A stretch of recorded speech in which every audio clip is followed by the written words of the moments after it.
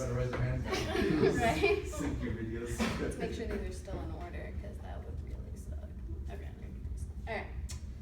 Good morning, everyone. Okay. By a show of hands, how many of you here have had a cup of coffee this morning? Oh, nice. Well, there are most likely a lot of people wandering these halls drinking a cup of coffee on their way to or from class. These days, coffee has become something so common that, like me, you probably don't put much thought into it at all. But coffee really is a beautiful thing. There's something almost magical about it.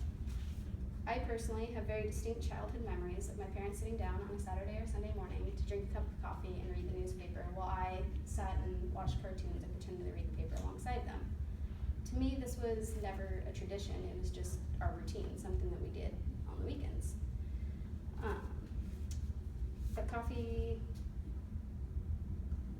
But I never really thought of something that could be considered a tradition until just recently. That is why I would like to talk to all of you about the various traditions that surround drinking coffee, whether it be the preparation, the location, or the company you share while consuming it. I stumbled upon an article online that was posted by UNESCO back in 2013 that talked about Turkish coffee and the traditions that surround it. In that moment, it sort of just clicked for me. I started to recount my own memories of what it meant to partake in the tradition of sharing coffee, and although they are very different, they also share a lot of similarities.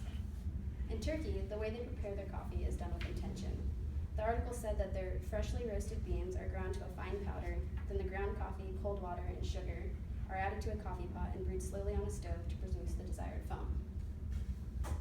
While reading this, it brought back another memory, one of a close friend of mine preparing a French press of coffee for us to share one morning so that we could sit and talk about our week while enjoying the delicious brew. The way she boiled water in a kettle and then added it to the coffee grounds until they formed a crust at the top, let it sit until it was strong as she enjoyed, and eventually added cream and sugar to taste. This may have been the first time her and I did this, but over the years it's definitely become our own sort of tradition. Now, the thing about Turkish coffee that resonates with me the most is the community that it represents. They say that the tradition itself is a symbol of hospitality and friendship. When I decided to look into this more, I discovered the tradition of sharing coffee is not only shared among the Turkish people, but that it is present in various countries and cultures across the world. And I wanted to learn something more. In Italy, they have a coffee tradition as well, but unlike in Turkey, where the tradition revolves more around the comforts of sharing coffee with loved ones, Italy has the belief that everyone who wants a cup of coffee should be entitled to one. In an article written by and published by the New York Times, December 24, 2014, they talk about what Italy calls suspended coffee. This is the tradition where one person will walk into the coffee shop to have a morning cup, and instead of just purchasing their own, they will buy another for a stranger. This is so that if someone less fortunate comes into the coffee shop, they can still partake in the joy of a fresh brewed coffee or espresso. The article states that in a time of hardships, Italians can lack many things, but their coffee is not one of them. No one is certain of exactly when this tradition began, but the author claims that it peaked during World War II during the economic struggle. Now, these are just a few examples of the many cultures that have their very own coffee tradition.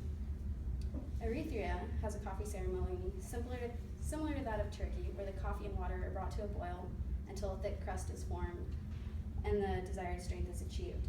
But in Eritrea, they partake in a ceremony that is also similar to that of one practiced in Ethiopia. In an article written by Sprudge, a publication specializing in coffee culture, they talk about the similarities they share are the roasting by hand to the passing around of the beans to smell on a rush mat in order to appreciate the aromas, to the serving of popcorn and other snacks alongside the 3 or more rounds of strong coffee. It's pretty magical. Although all of these cultures and countries are so different, they all share the same beliefs when it comes to the value of hospitality and friendship.